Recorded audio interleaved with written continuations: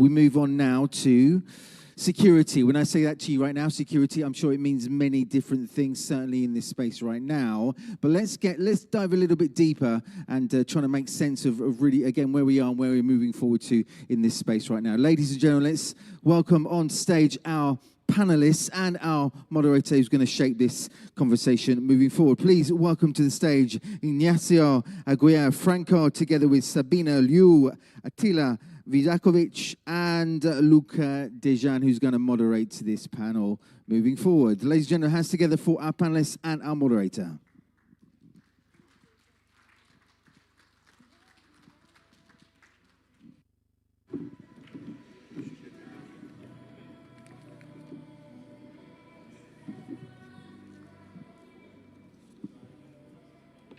Okay, hello everyone. So let's wrap it up. Let's talk about security. And in my opinion, security means a lot of things. It means cybersecurity as a matter from a technology perspective. No worries. So it means technology, it means regulation, it means governance, it means experience, it means a lot of things that I would really like to approach. So I would like to start with the ladies. This is the 1st of March, it's a holiday in Romania. We know that KuCoin Europe is building locally embedded governance in Austria. So it is also, in the meantime, of course, a global exchange. So I would like to see, how do you make local governance, it matters to European perspective, make it work? How do you actually make it work? It is $1 million question, actually. It's not easy, right? Nothing is easy, but I'm talking about KuCoin, I'm talking about crypto exchanges or brokerage. It is no different from any organizations that has to face globalization. Even if you're a car company, a consumer firm, or traditional finance banks, right? Same. So I'm not talking this just in a crypto bubble, but I also would point out some differences in a crypto exchange. So, hello, I'm Sabina Liu. I am the managing director of KuCoin EU. So KuCoin EU last year, about November, end of November, we received a MiCA license from the Austrian authority, FMA. And we are now based in Austria, using Austria as our EU hub. And under the license, we are going to be a crypto broker. Would also have linkage to many other liquidity providers to give the best service to EU clients. So that's the background and what we do. So you talked about governance and locally embedded governance. So I have a few things. Number one, I know a lot of people say a lot of crypto exchanges or firms using MiCA as a wrapper to do business in Europe, but in fact, they're just not really doing what it's supposed to do. I think that's absolutely not true. I think a lot of my peers here, crypto exchanges, in fact, they really are very serious about how do we set up our business in Europe. So number one is definitely is not just a regulatory or sales wrapper by being in the MiCA zone. And second, I think if you are local in EU and if you are regulated by the EU regulators, inevitably you need to have local governance. And that means you need to have the rules that you regulate yourself. You look at yourself, how do I, as an EU entity, do business? But you also need to have the rule, how you, as an EU entity, interact with your headquarter, which is outside of the EU, and what are the responsibilities and decision-making power each one will have. So that's, I think, any companies going through globalization go through the same thing. It's not just a crypto exchange. And that goes into that slightly complex matrix that we needed to deal with, which is, in any global organizations, you will have business functions or, just purely functions. And you also can divide your operation into geographies. So this would come as a matrix. So for example, when we talk about, EU, we're looking at actually is a geographic division. Nonetheless, any global headquarters will have an HR function, will have a legal compliance function, marketing function, business development function, and product function. And these would have global oversights to a lot of different sites they have. So again, this comes to a matrix. I think the key is find the balance that as an EU entity, you need to maintain your independence, but you also do not lose your dependence to your global headquarter, because this is your shareholder, and this is also your biggest partner in a lot of things you do. But then I think lastly, I think we talked about governance, but one thing I think would be especially challenging for crypto firms is that, I come from a traditional finance background. If you're a bank, even if you're a bank in any jurisdictions, you will be already been heavily regulated by your own country, regardless, right? So it's the fact that you are regulated in your home country. Now you're going to another country or another geography.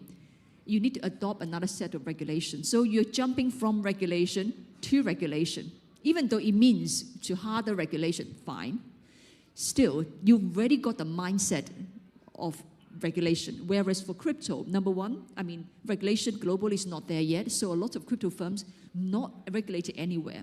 Second, crypto is by nature probably not even have a headquarter or like a designated place for regulation to start with. Now when they come to Europe, it is a very high standard of regulation here. So again, that learning curve for any crypto firms to go into Europe, it's very, very steep, and we should help them.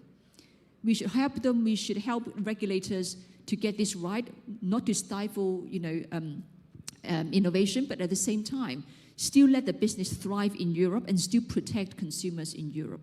So that's what I wanted to say. Thank you very much. I like one thing that you said, that the banks are also heavily regulated. The thing is that the crypto industry was not prepared to be as heavily regulated as this is just a personal opinion, as the banking was, because the actors in the crypto industry, I think they were accustomed with no rules, and now they started having MiCA, which has a lot of regulations. I think this is what they need to digest and prepare for it, but in my perspective, it's a really good thing, and it's a matter of security and should be observed. Okay, thank you very much for your answer. Now I have a question for Mr. Ignacio. Everybody's talking right now about tokenization. This looks like most of the people in the crypto industry says that tokenization is the future. So I would like to see how is Bitget preparing for, how is the Bitget's view on supporting the tokenized assets, and how do you make it sure that you make the transparency between the classical crypto and the future tokenization in crypto? Hello, everyone. So thank you for the question. This is a great question. We recently launched the term universal exchange, because we believe that there shouldn't be, we have always talked about CeFi versus DeFi, and I think that's not it shouldn't be like a debate and a fight between them, because it should be unified. So today we launched a lot of TradFi products in these recent months. In January we launched tokenized gold. We launched like many other tokenized stocks and many other tokenized real-world assets. I think for me that is the future, and I think when you start thinking about it, it's not just about tokenizing. It's one of these words that people are, oh yeah, tokenized ice cream. Yeah, no, like that doesn't make any sense, you know? But the fact that having tokenized assets, it means that you have like 24/7 access to it. So it brings a lot of new different people, new different audiences. For example, when we launched gold, it's not that we just launched it because it's cool to have tokenized gold in your platform. I mean, we're an investment. I mean, we're an exchange where people go and they invest. They have their portfolios. They have their own like assets, right? So gold has always been a security blanket when it comes to investment. So tokenized assets definitely is going to be something that's going to come. And at the end of the day, I mean, as an exchange, we try to bring all the assets that people need. In some forms, it's going to be tokenized, but at the end of the day, what you want to build is a platform where all the assets sit in one single place. So I think tokenized, as I said, a lot of people throw it out in a way that doesn't make sense. But as long as you use it to add value, as I just told you, for example, stock futures, you can trade 24/7, which you cannot, or tokenized stocks. You cannot trade them unless, for example, if you're talking about U.S. stocks, you can trade in the hours of New York. You know, you're going to be from 9 until 4. So you don't have to trade on their time. You can do it on your own. So I think as long as it adds value, definitely this is something that has appetite and people are looking for. So, I mean, the fact that you can bring more and more robust, more assets that people are looking forward to do, I think, I mean, if you think 3-4 years ago, I remember that I had in my phone maybe 27 apps And one was for stocks, one was for, let's say, for some crypto, but it didn't have all the blockchain, so I need to have another wallet for another thing. So, I mean, it was a nightmare. You were jumping between apps, between tabs. So I think the fact that we can bring everything into one single place under one roof, I think that's the value that it adds. And tokenization is definitely bringing a lot of assets that were not able to be kind of included in our platforms. And today we can, and we do it with a better experience for our users. Thank you very much. Now, I have one question for Mr. Attila, and he was telling me something very interesting before this panel, that companies spend a lot of money on cybersecurity, but still the breaches occur. So maybe we should assess if the centralized model may be the problem, and maybe the DEX would be the solution. Even though we spend all this amount of money on cybersecurity, if still breaches occur, let's assess your point of view from this perspective. Do you think the centralized model might be the problem in this with respect to this approach? Yeah, just let me say a few sentences about us, because maybe it makes you more understandable what we are thinking.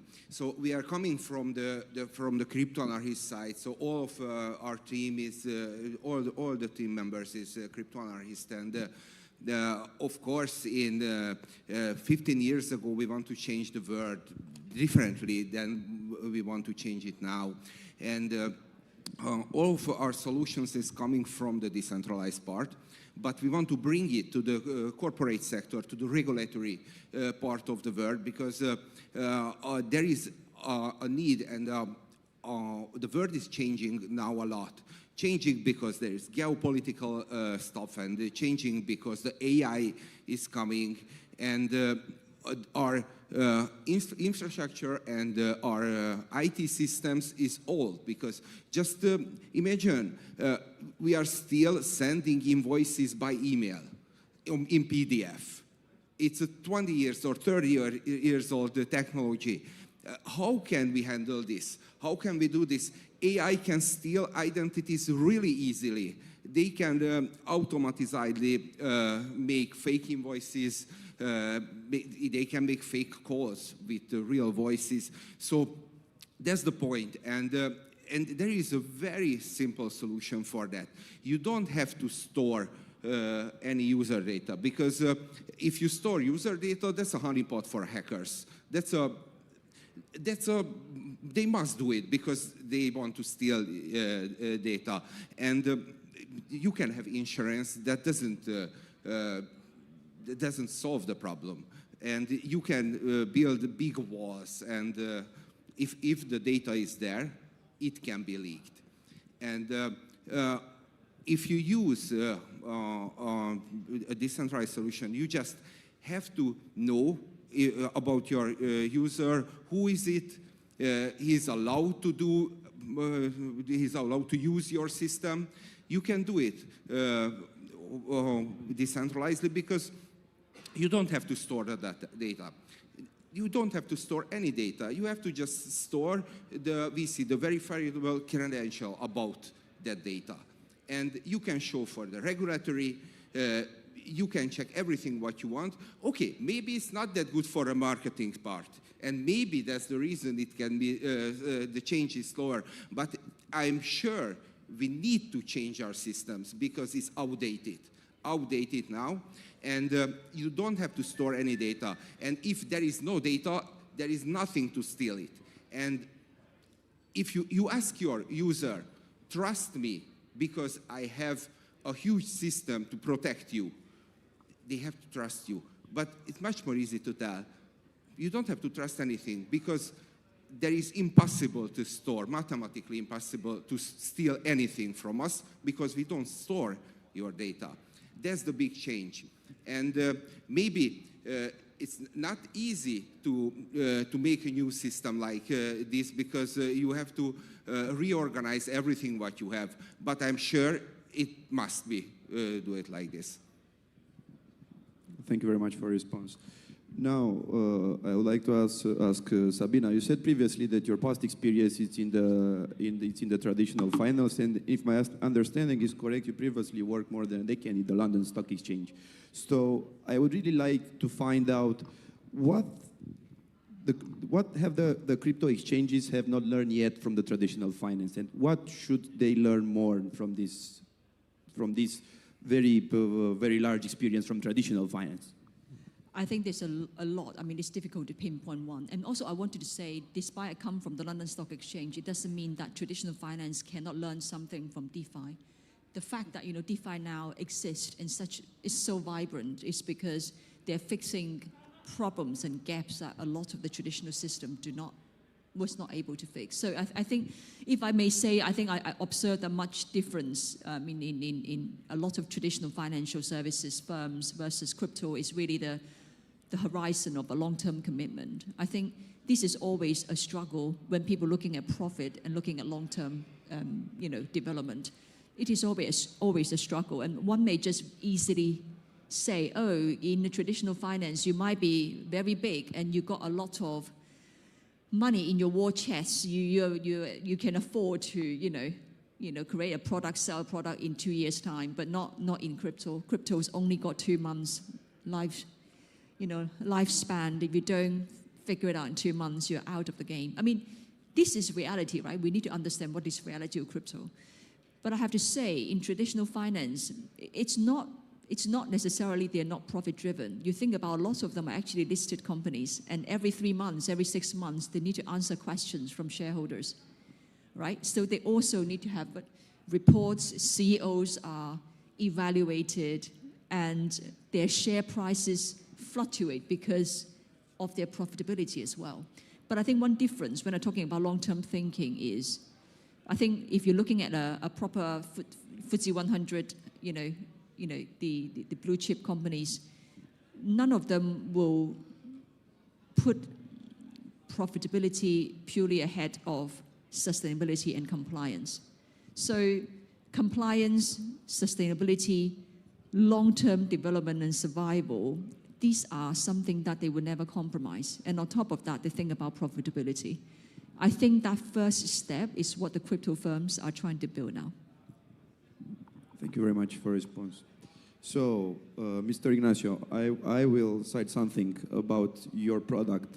So, Bitget has made a bold claim. You're the world's first universal exchange, meaning that you're merging crypto, tokenized stocks, ETFs, and real-world assets in one platform, which basically means that you're looking forward to having, as you said previously, one product for all the things.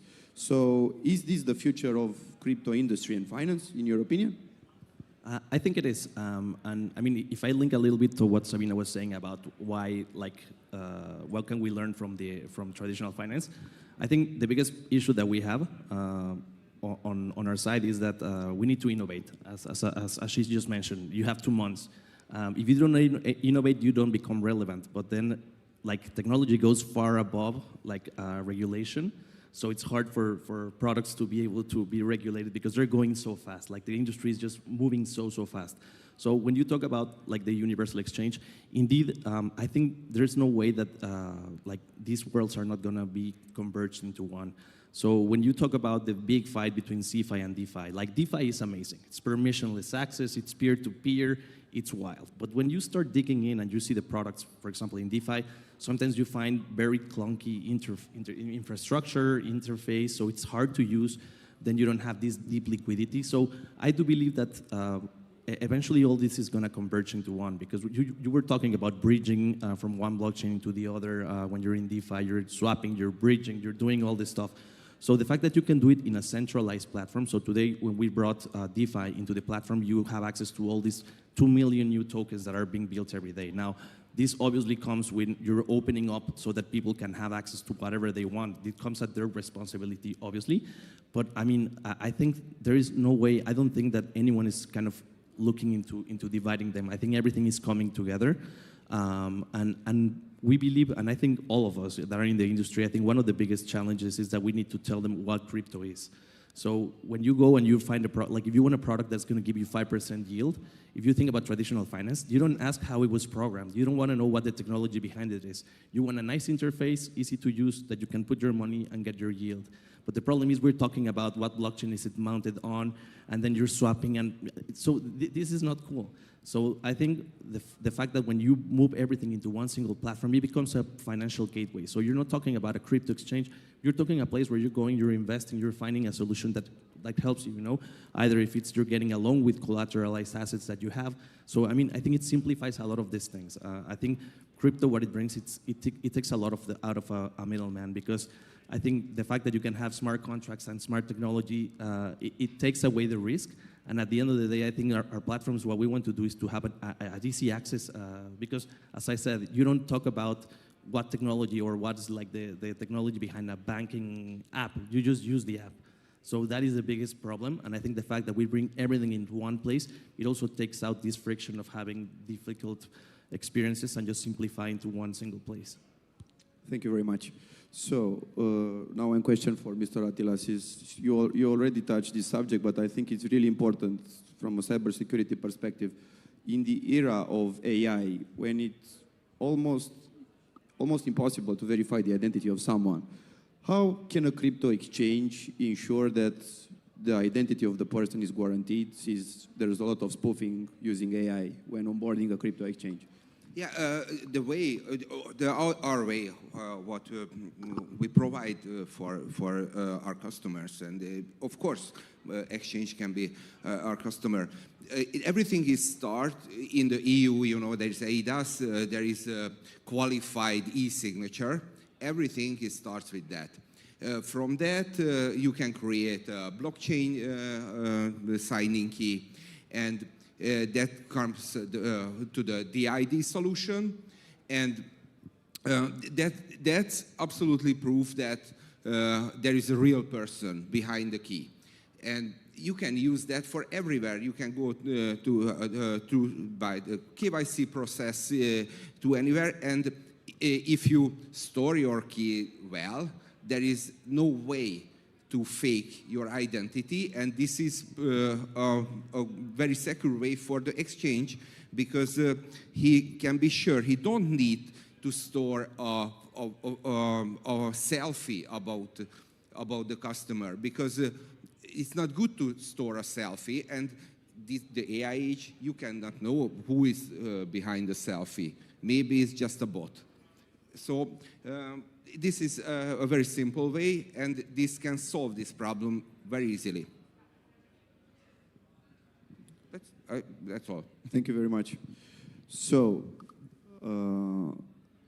since we have MiCA, so right now in an era of a lot of regulation, which of course comes along with a lot of costs, which may be very burdensome for some companies. And one might argue that, okay, we will not have this compliance because it will cost a lot of money and we will not have any profit margin. So, but your opinion, it's the other way around. You say that compliance, I'm not talking with Ms. Sabina, compliance is not killing actually the profit margin. So I would like to debate a little bit on that, and how big companies are not seeing regulation as a profit killer, but just as a matter of security and protection for its customers. I think to be true, in business, there are many profit killers, not just compliance. So again, we can't just say, just put the two on two sides. One side of the coin is compliance, the other side of the coin is profitability, right? We know, I mean, to make a, you know, in your question, you also talk about like margin compression, right? It is true everywhere, and it is a natural evolution for any industry. Traditional finance, I mean, looking at, when I'm now trading crypto, looking at like a crypto transaction fees, gosh, I mean, equity is much cheaper. Of course, I mean, depending on what market and which platform, right? So you think about margin compression, it happens in almost all industries, especially in traditional finance, the traditional asset classes, it already happened. In the past 20, 30 years. And it's a natural thing. We need to treat it as a natural thing. And we don't treat compliance just, oh, you are the showstopper. That's not. And in fact, for KuCoin and for all the exchanges here, if we get compliance right, that could be our advantage. Because that you're embedded in this, in your product, you get trust with your clients, you're building a long-term business. And that differentiates yourself in a brand. So again, I mean, I'm not saying this is an easy thing to solve, but I feel that we need to think about compliance in a different way. That's number one. And number two, margin compression, it comes from a lot of things with the fact that everything is a lot more technology, AI driven, the cost is coming down, and customers become more and more sophisticated, so you have a lot more bargaining power when you interact with the products. Of course, this will happen, right? But I mean, for us, as an industry, as KuCoin, you know what? Ultimately, you will reach a scale, and if you make your business scalable, you can operate at scale that help you, survive in a low margin environment. And of course, we got to know our customer really, really well. You really know who are your core customer segments. And ultimately, everyone should have the discipline of cost control. And I think this is probably longer term for a lot of crypto firms. But I think that is sort of for me, it's a very natural evolution. Thank you. Yeah. Yeah, I couldn't agree more. And I think the fact of compliance, I think for us in the crypto industry, you have, as I see it, is three things. You need liquidity, because liquidity brings efficiency and people are going to follow that liquidity. Then you have innovation, because if you don't innovate, you're not going to die there. So you need to keep a balance between these two. And the third one is compliance. And I think compliance brings longevity, because if you don't have this compliance element, it's going to be hard for you to become, to grow at scale. If you don't have a proper framework, it becomes complicated. So I think it's a need. I don't want to say an evil need, but it is a need that we exchanges need to work with. And I said, if there's no compliance, there's definitely not going to be any longevity. I'll have a follow-up question on this point for everybody, because I think the main problem with the retail market is not choosing the exchange, but it's trusting the exchange. So in the era where my mother, for example, if she would wanted to buy some crypto and she would enter the internet, she would find out a lot of crypto collapses and spoofing and people losing their money. How do you build trust in this era in simple words and not using fancy architectural crypto security things?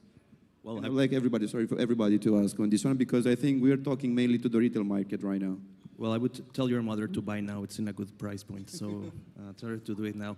But jokes aside, I think the biggest, I think the fact that you show people this trust, I think proof of reserves is one of the things that you can have. We have, for example, 1.8 times proof of reserves of our customers' funds, and it's available in the platform. So it's not that I just tell you. You can go there and you can see, and it's updated in real time, which works. We have protection funds, which also protect the users. And at the end of the day, I think the most important part, I think a big job that we have is to be able to transmit these security procedures with our customers. I think in these past months, there has been a big shift from maybe attacks into the platforms themselves, but it's more about using AI and all this stuff to go after the users, because it's easier. Social engineering and all this stuff that is happening. So I think us as exchanges, one of the main things is to keep transparency into the funds, the proof of reserves that you have, but also I think it's important to be able to communicate and to educate the users into what are the safest protocols, what to use, 2FA, and all the things that should be a norm now. But yeah, it's hard, but I think you don't create trust out of thin air. You do it by example and showing them all the procedures and all the stuff that is available for them. Okay. I think I can just repeat what I told before. So, the world is changing, and the trust was always very important. But the way how we trust things is also changing, because there is too many informations, there is too many providers who want to sell you anything what you need or you don't need, and this is the point, and this is the point where we are thinking really differently, because if you want to get the trust of the users, you have to be transparent. That's very good, because people getting more and more value the truth, and they like when you tell the truth. So transparency is very important, but it doesn't protect the user. the transparency. The protection fund, or how did you say? That's good. You need it because if something happened, you have to use it, and maybe if some hackers do something and you can protect with the fund or with the insurance your user, you will get more trust, because we see this before. But if you don't need trust because you don't store user data, you don't store the assets, you cannot be hacked, and people will see. I think we are in that edge. People will understand what's the value in the decentralization. I believe that in these days will change a lot the minds, the people minds, and they will understand. And probably we have enough experience with the decentralized solutions, how to do it well, and how to integrate to the corporate and the regulatory sector. And I believe that will be the winner, and that will be a value for everybody, for the big corporation, for the users. But yeah, it needs changes, and it needs to learn a lot of things from the users, from the regulatory, from the corporate sector.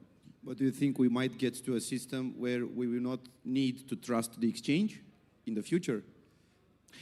Of course, some trust you need, but you don't have to trust that part. They can protect your equities, they can protect your data because they don't store it. That's a different thing. Yes, and that's an emotional thing. I like one exchange better than the other because the color is more nice, and they are talking in a different tone, and it's always important. We don't want to lose that. But the most trustable thing, if you don't have to trust anybody, only the cryptography. Okay, thank you very much. So now one question for Ms. Sabina is, you have a MiCA license which covers more regulated activities, because as everybody might know, MiCA regulates more activities, so you have license for many of them. Out of these activities which are already regulated, which one do you think provides the most perspective for innovation in Europe from your perspective? I think a lot, but I think looking at the MiCA license, and in fact we've got 5 out of the whole lot of licenses we can get, and these are the licenses, just the backbone for us to do a good business for all the crypto users. So you've got licenses, allowing KuCoin EU list tokens. You've got license allowing KuCoin EU users to trade crypto on our platform. So there would always be an exchange of crypto versus fiat. And that is sort of very basic. I mean, everyone trades crypto would go through all that, right? And of course, ultimately, you need custody. And so the license we get is what I don't see as like certain license enable a standalone product. We can sell that standalone product. We see it as a whole. It is the infrastructure we provide to the clients. And I think each license would always have more scope for innovation. And that's where I would love to hear a lot of you coming to me and discuss sort of any product ideas you might have. And that's number one. Number two is, of course, we will, once we sort of the platform back live, we will launch KuCard, which is, again, a debit card that everyone will be able to use the crypto in their day-to-day consumption and purchases. So that's something we're looking at. But of course, going forward, when Ignazio is talking about the universal exchanges, and I think that is definitely a great direction of travel for a lot of players. And we are in the process of taking a bit more license in Europe, and for that to serve our European customers even better. Okay, thank you. Since we have, I think, 1 more minute left, I would like to see brief approach with your perspective about the future. Because we have AI, we have quantum computing, we have tighter regulations. It looks like the future is going to be difficult for the crypto industry. I would like to see your brief view and how are you preparing for this outcome future. A few words and afterwards we're finished. Yeah, I mean, I think AI definitely is going to be an element that I think all of us are using, not only for security reasons, because when you process millions of users of data, you can find flags easier and in a more organized way. Also, we have a chat agent, an assistant, that you can ask for financial, he can analyze your portfolio, he can help you rebalance it. So you take out this friction element for people. And also, I mean, something that people don't see is that one of the main problems for people when they're investing is that as humans, there's this fear element and there's these panic sells, which AI also helps you to analyze and to make more educated decisions. So I think moving forward, I think we're going to need to, I mean, for example, the same way there's like vibe coding. People who don't know anything about code can now create an app just by putting a prompt. So I think all this AI evolution is definitely going to come to investment platforms and to crypto exchanges, facilitating and taking this friction off onboarding new customers and make it very simple for them to be able to start investing. Thank you. And okay, if we keep the topic the AI, I think AI is only a tool, and from the people's perspective, AI can make you much more effective, and it's true for everybody, for the hackers also, for the companies, for a mom, for a grandma, and for a teacher. Can make you more effective, and if you are using it the right way, you can be better than you were before. But we have to learn the risk. Probably if you have more responsible, you have more risk, and you have to be more careful, that's all. So, but this is really a new age. unfortunately, AI is not taking over the world, but the moderator is, so thank you very much. It was a pleasure having you here. Unfortunately, the time is up, so I guess if you have any questions left, so maybe you can connect directly. Thank you. Ladies and gentlemen, hands together for our panelists and our moderator as well. Thank you.